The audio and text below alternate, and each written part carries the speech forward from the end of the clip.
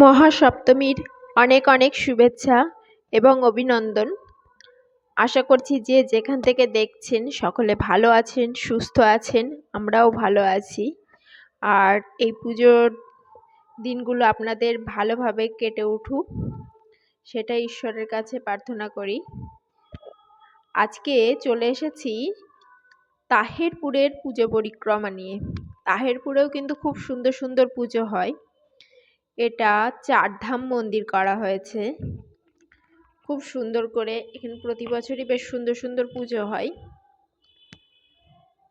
আমাদের আশেপাশে বলতে ফুলিয়া, তাহেরপুর, বাতকুল্লা, রানাঘাট, কল্যাণী সব জায়গাতেই প্রচুর পুজো হয়।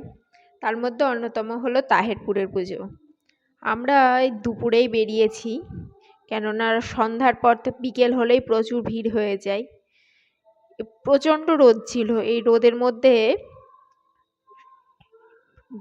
মানে তাকানোই যাচ্ছিল না, খুবই কষ্ট হচ্ছিল। কিন্তু তাও রাতের ভিড়টাকে এড়ানোর জন্যই এই দুপুরবেলাতেই চলে এসেছি। দেখুন প্যান্ডেলটা কি সুন্দর করেছে। জায়গা একদম কম হলেও কিন্তু বেশ সুন্দর করেই প্যান্ডেলটা করেছে। এই দুপুর রোদেও কিন্তু প্রচুর লোকজন দেখছে। যদি বৃষ্টি নামে সেই ভয়েতে কিন্তু সবাই যে যার মতো করে দেখে নিচ্ছে। যদিও প্রকৃতির কখন কি খেলা সেটা তো বোঝা যায় না। আবহাওয়ার পূর্ব যে বলেছিল যে বৃষ্টি হওয়ার কথা, সেটা কিন্তু হয়নি। যাই হোক, ভালোই ভালোই মা দুর্গা চাই যে সব কিছু ঠিক হয়ে যাক। যা বৃষ্টি গেল দীর্ঘদিন ধরে। আর প্যান্ডেলের বাইরেটাও যেমন সুন্দর, প্যান্ডেলের ভেতরের কারুকার্যও কিন্তু খুব সুন্দর। আর মা দুর্গা তো দারুণ সুন্দর, একটা অন্যরকম একটা থিমে করা। এটাও একটা বেশ সুন্দরই হয়েছে, ছোট্টর ওপর অল্প জায়গার মধ্যে। দুপুরবেলার দিকটাতেই একটু ফাঁকা ফাঁকা, বিকেল থেকে তো আর মানে এত ভিড় হয়ে যায় যে ঢোকাই মুশকিল হয়ে যায়। এখানেও কিন্তু প্যান্ডেলটা ছিমছামের মধ্যেই, কিন্তু মা দুর্গাটা কিন্তু খুব সুন্দর। আর এরকম ফাঁকা ফাঁকা অবস্থায় দেখতে পারা মানে ভীষণই ভালো লাগে। যদিও রাতে লাইটিং তো এক্সট্রা দারুণ সুন্দর লাগে, কিন্তু কিছু করার নেই, প্রচুর ভিড় হয়। আর এটা করেছিল প্রেম মন্দির। আমি একটু মোবাইলটা উল্টো করে ধরে ফেলেছিলাম।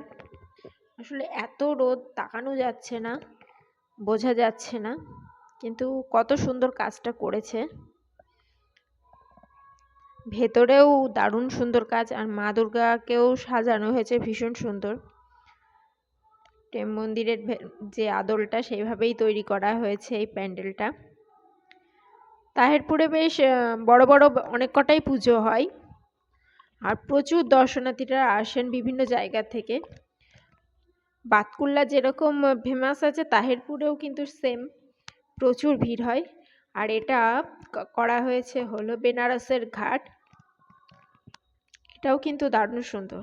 আর এখানে যে জলটা দেখছেন, এটা কিন্তু সরাসরি গঙ্গার থেকে জলটা নিয়ে এসে এখানে জলটা করা হয়েছে। আর সন্ধ্যাবেলা এই যে যে জায়গাগুলো দেখছেন, এখানে কিন্তু গঙ্গা আরতিরও ব্যবস্থা করা হয়েছে। এখন তো যেহেতু দুপুরবেলা, যার জন্য লোকজনও নেই সেরকম। দেখুন কি সুন্দর করে সাজিয়েছে। বেনারসের দশাশ্বমেধ ঘাট, তারপরে মুক্তি ভবন।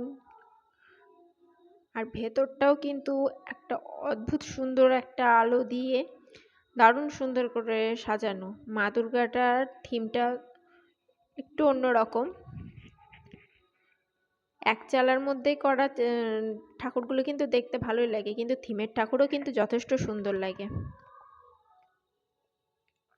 দুপুরবেলাতে কিন্তু প্রচুর লোক চলে এসেছে। আর এইটা হলো দীঘার যে জগন্নাথ মন্দির, সেই আদলে করা হয়েছে। এখানেও কিন্তু বিশাল বড় একটা মাঠে দুই সাইডে দুটো প্যান্ডেল। এটা কিন্তু অনেকটা জায়গা নিয়ে করেছে। এটা দারুণ সুন্দর, দারুণ সুন্দর। কিন্তু রোদটা প্রচণ্ড ছিল, সেই সময় গিয়ে খুব কষ্টই হচ্ছিল, কিন্তু সেই হিসেবে লোকজন প্রচুর এসে গেছে। রোদ হোক আর যাই হোক, লোকজন দিনের বেলাতেই বেরিয়ে গেছে, কেউ আর বাদ দিতে চাইছে না। ছাতা মাথায় দিয়ে যেভাবে সব লোকজন বেরিয়ে গেছে, বৃষ্টিতে কাদায় ভেজার থেকে এই রোদের মধ্যে ঠাকুর দেখার মজা। যাই হোক, খুব সুন্দর কারুকার্য করেছে। আর এখানে সামনে প্রচুর গাছপালাও লাগানো আছে, বেশ দেখতে ভালোই লাগছে। ভেতরের কাজটা তো আরো সুন্দর, বাইরের থেকে যতটা সুন্দর, ভেতরটা ঢুকলে পরে আরো অন্যরকম সুন্দর। এই যে এখানে নারায়ণের যে মূর্তিটা রয়েছে সেটাও বেশ সুন্দর লাগছে। এক একটা পার্টে এক এক রকম করে সুন্দর করে সাজিয়ে, তিনখানে যে আলাদা আলাদা মন্দির, এক একটা পার্টের সঙ্গে এক একটা কানেক্টেড। ভেতরের কাজগুলো খুবই খুবই সুন্দর। অবশ্যই দীর্ঘদিন ধরে শিল্পীরা সুন্দর করে করেছে, তাদের শিল্পের এই এত সুন্দর নিদর্শন আমরা দেখতে পাচ্ছি, ভীষণ সুন্দর। আর এই যে এখানটা যেহেতু জগন্নাথ মন্দিরের থিম করা হয়েছে, এই জন্যই জগন্নাথ দেব এখানে রয়েছে। একটা মন্দিরের সঙ্গে আরেকটা মন্দিরের কানেক্টেড এই যে যে রাস্তাগুলো করা হয়েছে, এগুলো দেখতে সত্যিই খুব সুন্দর লাগছে। ভেতরের লাইটিংটাও বেশ সুন্দর। এটা দিন বা রাত বোঝাই যাচ্ছে না, রাতে অবশ্যই এরকমই লাগবে। আর দেখুন কত ভিড়, প্রচুর লোকজন কিন্তু বেরিয়ে পড়েছে। আর ঠাকুরটা যে কি সুন্দর লাগছে আলোতে, দারুণ সুন্দর। ওপরের কাজগুলো যা সুন্দর লাগছে লাইটিংয়ের জন্য, খুবই সুন্দর, খুবই সুন্দর। রাতে তো প্রচুর ভিড় হচ্ছে, এত ভিড়ের মধ্যে বেরোনো তো মানে বেরিয়ে ভিডিও করা কি কোনো ছবিই তোলা যায় না, যার জন্য দিনের বেলাতেই বেরিয়েছি। সবাই পরিবার নিয়ে নিজেদের মতো করে বন্ধু বান্ধব নিয়ে বেরিয়েছে। এই মাঠেরই আর একটা সাইডে আর একটা প্যান্ডেল, এটাও কিন্তু খুব সুন্দর হয়, এটাও বেশ সুন্দর লাগছে। এই ঝাড় লণ্ঠনটা খুব সুন্দর। এর কনসেপ্টটা, ওই ভেতরটা হলো একটা বৌদ্ধ মন্দির টাইপের, বৌদ্ধদের সমস্ত কিছু নিয়ে। এখানেও মা দুর্গা পুরো পরিবার নিয়ে বেশ সুন্দরভাবে রয়েছে, এটাও বেশ সুন্দর করেছে। এই মাঠটায় সন্ধ্যার থেকে মেলা বসছে, যেহেতু প্রচুর লোকজন আসছে আর মাঠে অনেক জায়গা রয়েছে, নানান রকম দোলনা থেকে শুরু করে প্রচুর খাওয়া দাওয়ার স্টল। এই যে এইখান থেকেই কিন্তু দেখা যাচ্ছে ওই পাশে যে জগন্নাথ মন্দিরটা করা হয়েছিল সেটা, প্রচুর বড় মাঠ। অবশ্যই আপনারা সবাই আসুন, ঠাকুর দেখুন পরিবারের সঙ্গে এবং পুজোটা খুব ভালোভাবে কাটান। আমরাও কাটানোর চেষ্টা করছি। অবশ্যই আপনারাও সবাই পরিবারের সঙ্গে মিলেমিশে বন্ধু বান্ধবের সঙ্গে আনন্দের সঙ্গে পুজোটা কাটান। আর এইটা হলো আর একটা তাহিরপুর থানার পাশে, এটা থিমটা ওই ড্রাগনের মতো করেছে, ভেতরেও পুরো ড্রাগনের নানান রকম অবয়ব করেছে, এটাও কিন্তু খুব সুন্দর। এগুলো রাতের বেলা লাইটিং হলে আরও বেশি সুন্দর লাগে। আশা করছি যে যেখান থেকে দেখছেন এই ভিডিওগুলো দেখে আপনাদের ভালো লাগবে। আর ভিডিওগুলো যদি ভালো লেগে থাকে তাহলে অবশ্যই আমার চ্যানেলটিকে লাইক করবেন, কমেন্ট করবেন এবং শেয়ার করবেন, আর সাবস্ক্রাইব করে আমার এই ছোট্ট চ্যানেলটিকে বড় করার জন্য সাহায্য করবেন। আশা করছি যে যেখান থেকে দেখছেন অবশ্যই ভিডিওটা এতক্ষণ দেখে থাকলে পরে, আপনাদের ভালো লেগে থাকলে পরে অবশ্যই সাবস্ক্রাইব করবেন। অসংখ্য ধন্যবাদ।